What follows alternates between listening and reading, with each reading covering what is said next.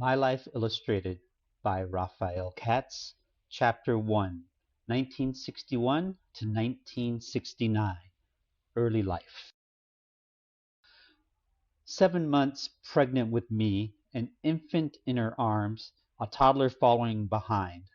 Why would Mom go get on a plane and fly to Italy? Years later, Dad confessed he was ready to dump his fledgling family and pursue his fantasy of the romantic life of a novelist. Years later, Mom shared that she didn't want to be a single mother with 3 young boys. Her bold move prolonged the shaky marriage for 13 years, a year longer than my first marriage. Lecce, Italy, where I was born, had no hospital and no doctor. The town midwife brought me into the world in the bedroom of the medieval stone house where we were living. The midwife thought something was wrong because Mom didn't scream during birth like the local Italian mothers. Back in the United States, we first stayed in my mom's childhood home on top of Buckskin Mountain in Winnemucca, Nevada.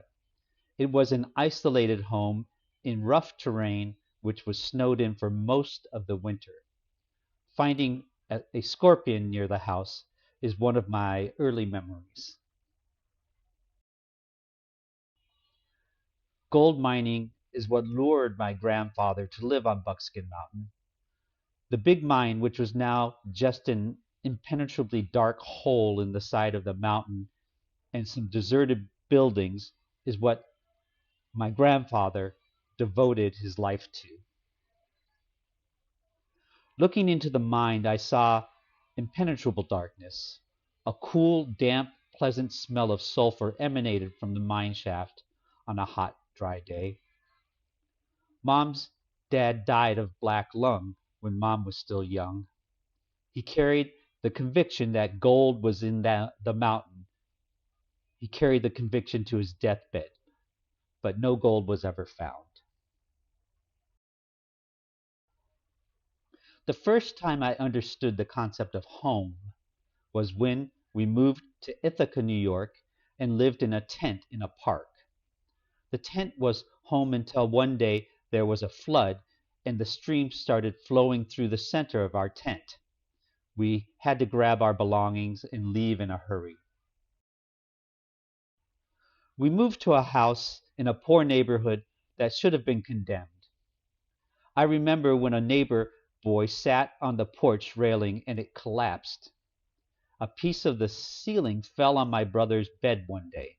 Luckily, he wasn't in it. There was a polluted stream near the house. Beautiful orange and silver fish swam around the tires, rusted chemical drums and rocks. We liked to fish in that stream.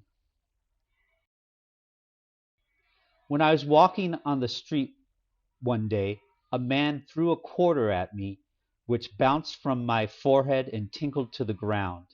I went and spent the money buying candy. It was my first awareness of money.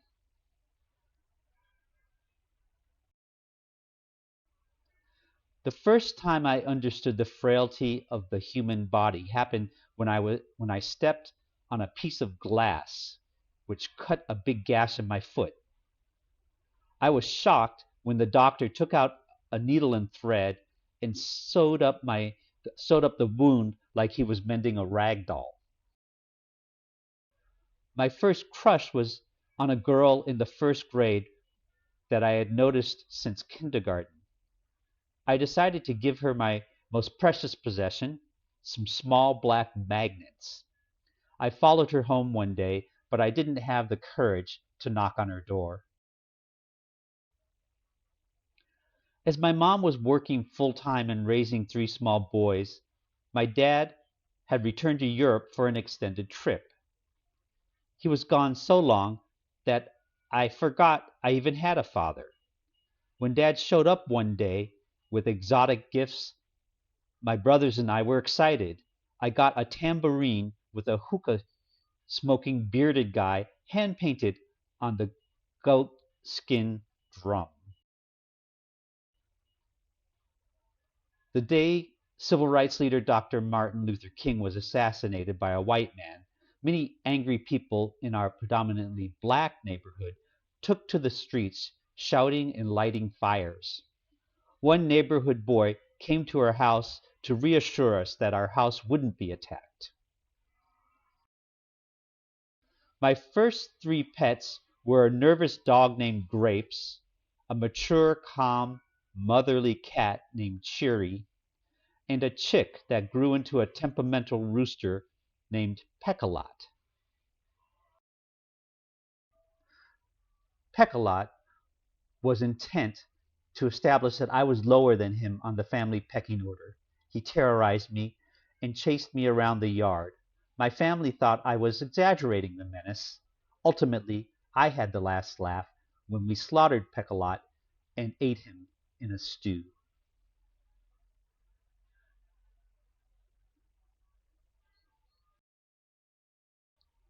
Lee Friedlander came to visit one evening. He smoked pot and drank some wine with my dad.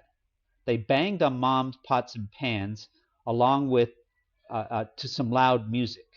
Mom and the dog really hated the noise. The next morning, Lee Friedlander, who had a pickup truck, helped us move closer to New York City. It was the house near the stream in Pine Bush, New York, 2 hours from Manhattan.